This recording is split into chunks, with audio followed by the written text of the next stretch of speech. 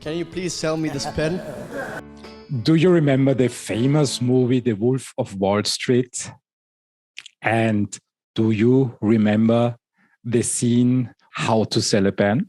Brad, show him how it's done. Boom. Sell me that pen. Watch. Go on. Let me sell this fucking pen. That's my boy right there. This pen.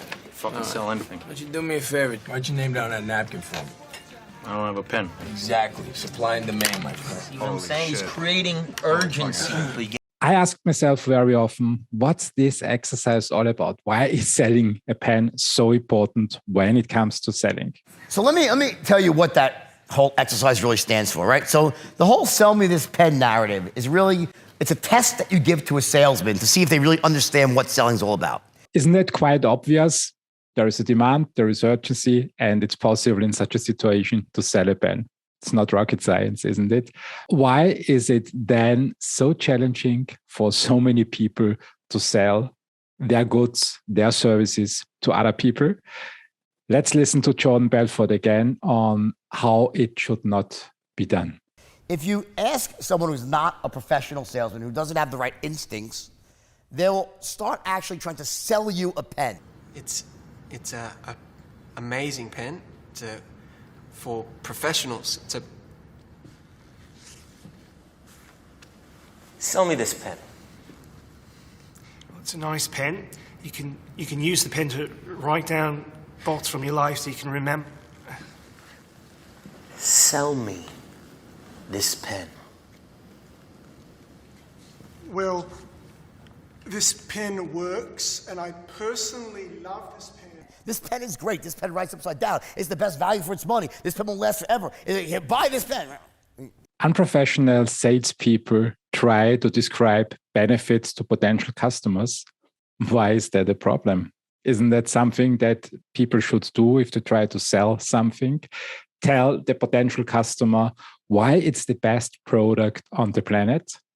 Jordan Belfort thinks it's the wrong approach, and here is why. Here's the thing.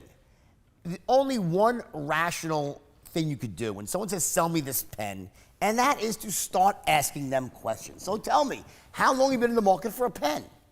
What type of pens have you used in the past? Is it business or personal? Typically when you buy a pen, what type of money do you spend on one? Do you buy expensive pen? The key to selling is to find out, step one, what are your clients' needs, values? What pain are they looking to resolve? What do they need? And you're looking to fill that need at the utmost basic level, right?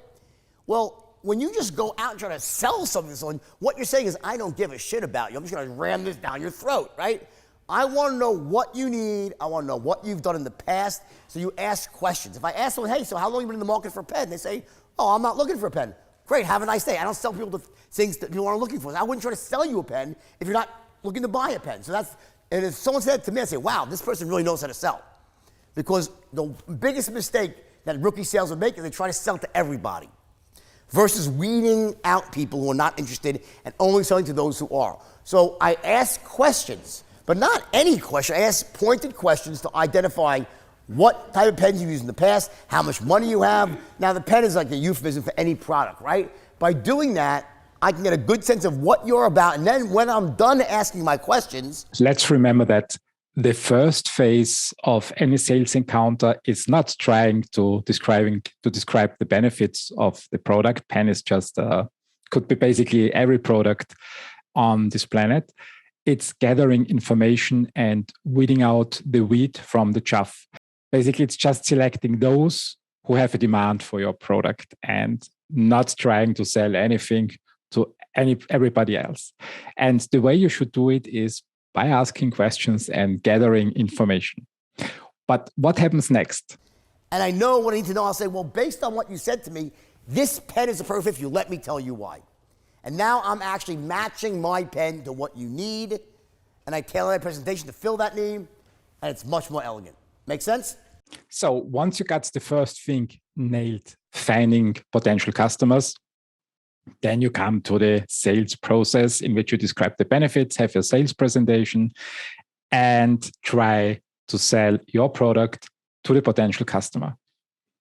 It's easy, isn't it? When you have done that, then comes the third part, and Jordan Belfort is actually not talking about this particular very important part in any sales process. you need to ask. You need to ask for a price. You need to ask for payment. You need to negotiate the price and close the deal. Easy, isn't it? Have a great evening.